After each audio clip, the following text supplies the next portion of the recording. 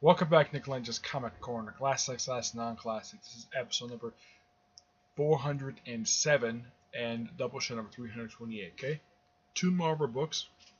First up, it is Guardians of the Galaxy: Road to Annihilation, Volume 2. This book contains Sensational She-Hulk 44 to 46, Thanos Volume 1. I say Volume 1 because they have Volume 2 publishing right now. Issues 7 through 12. Marvel Monsters, Monsters on Parole, and Nick Fury Howling Commando's 6-issue miniseries, along with Director's Cut for Volume 1. John Byrne does the She-Hulk issues. Keith Giffen does the Thanos, last issues of six issues of Thanos Volume 1, and he does Nick Fury's Howling Commando's miniseries. And Stephen Niles does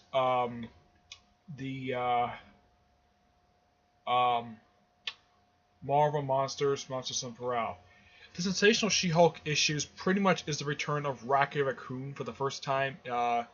Let's see, I think these issues came out in the 90s, if I'm not mistaken. I have to look it up here.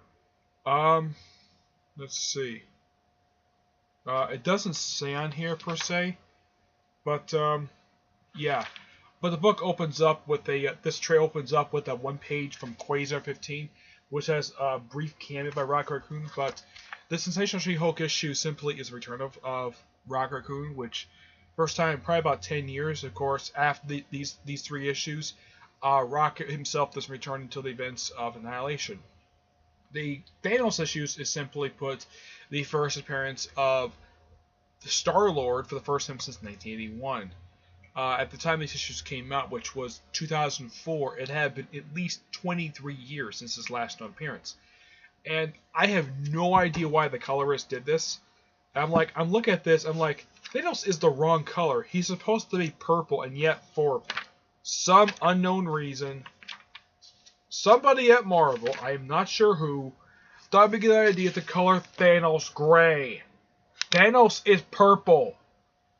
Like, I'm looking at this like, is this supposed to be Thanos? To me, yeah, this is Thanos. But also in these issues, he doesn't wear his classic attire. You know, this outfit, the outfit Jim Song gave him back in Iron Man 55. Yeah, he doesn't wear that outfit at all. And he is gray instead of purple. I have no idea why the colorist thought this was a good idea. But simply put, this is just basically Thanos trying to redeem himself, though he does go back to be a villain after this, and with Annihilation, which came out 2 years after this series wrapped up.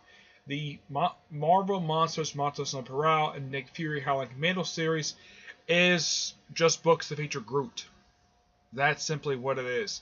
I have no idea why Groot is here, and then all of a sudden he goes straight to space. Yeah, Keith Giffen himself does a great job writing Groot in here, but it just kind of seems like Groot is not, despite that Groot is in the Monsters on Parole one shot, and of course Nick Fury's Howling Commandos. I read all 6 issues of Nick Fury's Howling Commandos miniseries, which is by the way focused on a group of monsters. It has nothing to do with the World War II group that Stan Lee, Jack Kirby did back in the 60s. It has nothing to do with that at all. It is a group of it's basically Marvel's version of the Creature Commandos. Excuse me.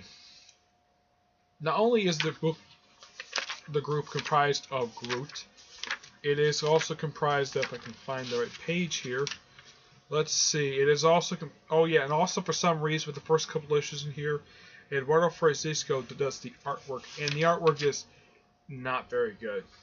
Yeah, this artwork it's not terrible per se, just I would not picture it. Now the group itself is comprised of people like Warwolf. Yeah, that's seriously his name, Warwolf. This is the Living Mummy. I'm not kidding, it's a living mummy. Let's see. We also have Nina Pierce, aka Vampire by Night. Yeah, but she's not the only one.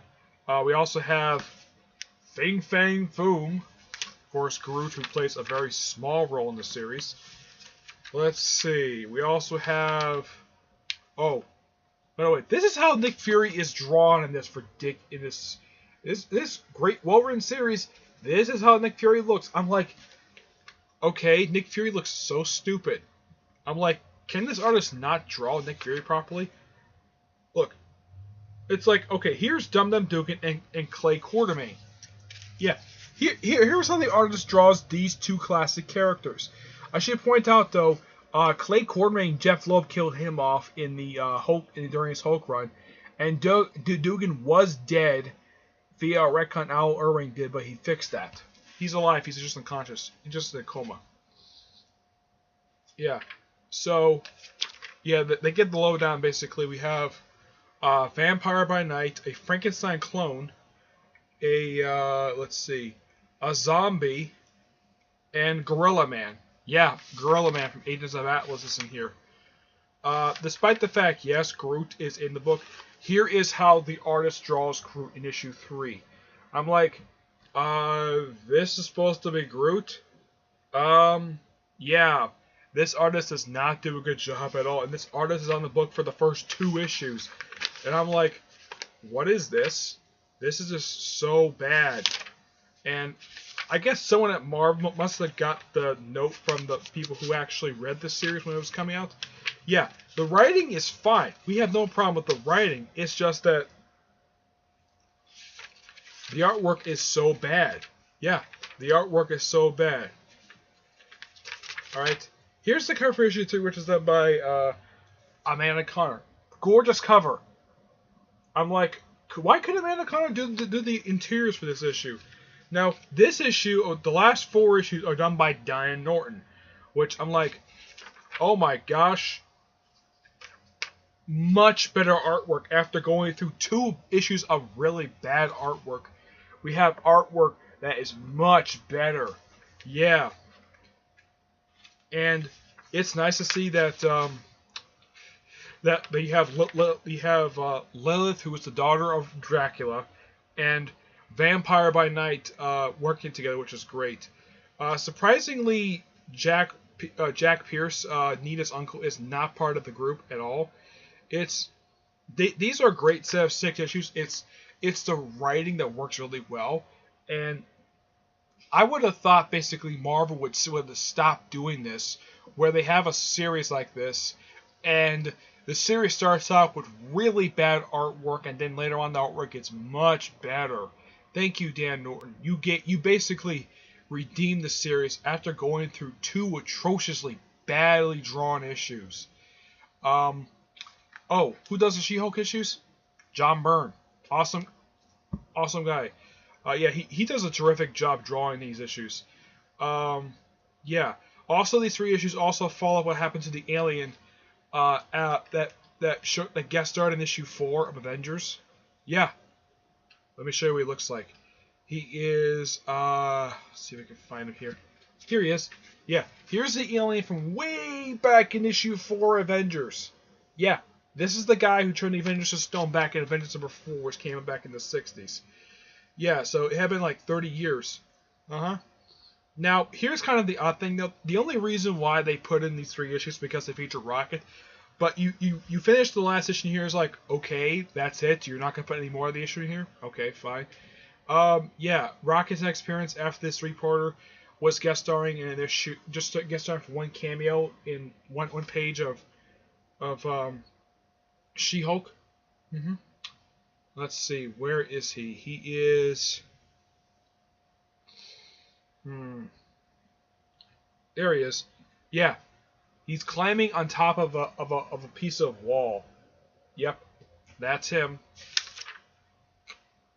Now, Rob Lim was like, okay, this guy has got fantastic artwork. He draws Thanos really well, and this is great artwork. I mean, the whole point of these 6 issues. By the way, according to what I've read when it comes to the prelude stuff released to Annihilation, the last 6 issues of Thanos Volume 1.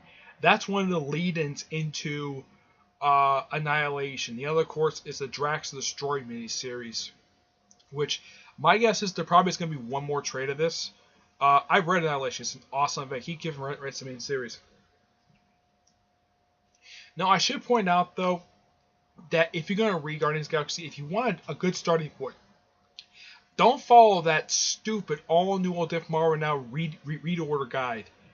Yeah. For that book, it says start with the first volume of Bendis' run, which was 2 volumes before the start of this book. That is not a good place to start. No. The best place to start for that is with Annihilation. For Amazing Spider-Man, start beginning of the series back in the 60s. That's my best recommendation. You get introduced to a lot of the villains, a lot of the characters, a lot of the supporting cast. Start with the early stuff. That's my honest opinion when it comes to that. As for this, I do recommend this if you like Guardians of the Galaxy and want to see what the characters are up to prior to the present of Guardians forming in 2008.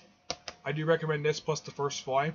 I'm going to get this a 8.5 out of 10. The only reason why I take a half point off, normally I give this 9 out of 10 because there's all the issues in your written rate. It's just the first 2 issues are how I can handle such terrible artwork. I'm like, really, Marvel? I thought you moved past basically putting terrible artists on good books. Yeah. Next up is a book I just finished reading not too long ago. Spider-Man 29 Classic, Volume 4. I should point out, though, this is the first trade release for this classic book. First time in 2 years. I'm kind of like, why in the world would you wait 2 years to release another volume? I mean, probably some people are like, why was this series stopped for some reason? Like, you have the first 3 volumes coming out at a pretty good basis, and then after the third volume comes out, the series just stops for 2 years, and then recently we have Volume 4 come out. Okay, fine. Now, this book contains issues 23 to 33 of the first volume of Spider-Man 29. Basically, that is 11 issues of the series. That's actually not too bad, along with a story from Spider-Man Unlimited number 8.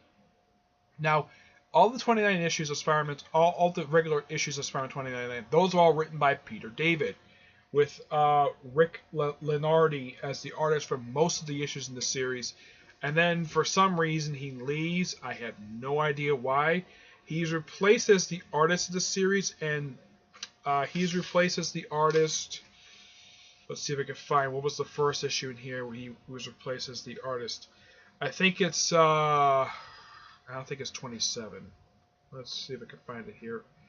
Yeah, he's actually the artist for a good period of time. He actually is replaced as artist of the book with let's see. Let's see if I can find the right issue here. I think he's replaced after issue 25. Let's see here. Okay, yeah. After issue 25, he was replaced as artist of the book with, he's not a bad replacement. The artist does a great job drawing the characters. He's replaced by Joe St. Perry. Yeah. I should also point out, though, issue 26 is an early issue inked by the awesome Joey Palmiotti. Yeah. Issue 26 is the first issue that Joey Palmiotti, this is one of his earliest works. As far as I can tell, because this is like issue 26, I think this came out in 1995. Yeah, 1995. Now, Palmiotti inks the rest of the issues in this trade. Yeah.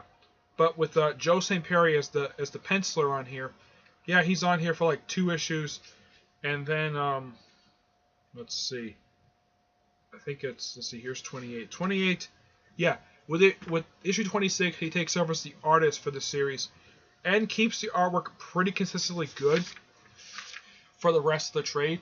Now, basically starting with issue, I think it's 23 in here. They started a backup feature, basically stories featuring the young version of basically Miguel O'Hara in his younger years. And him knowing basically the guy who was later revealed to be his half-brother, Cone Stone, the son of Tyler Stone. Now, there's something interesting, though, about the character of Cone Stone. Cone Stone, in issue 1 of the Punisher 29 series, in the very first issue, he kills that particular version of Punisher, kills his wife and mother in the same issue. Yep. Yeah. Unlike with Frank Castle's origin story, where his family was massacred via witnessing a mob hit, Cone Stone kills Jake. I think his name Jake something. I don't remember his last name. Jake Gallows. Yeah, he kills Jake Gallows' family because he's freaking nuts. And then pretty much Punisher kills him in the next issue anyways.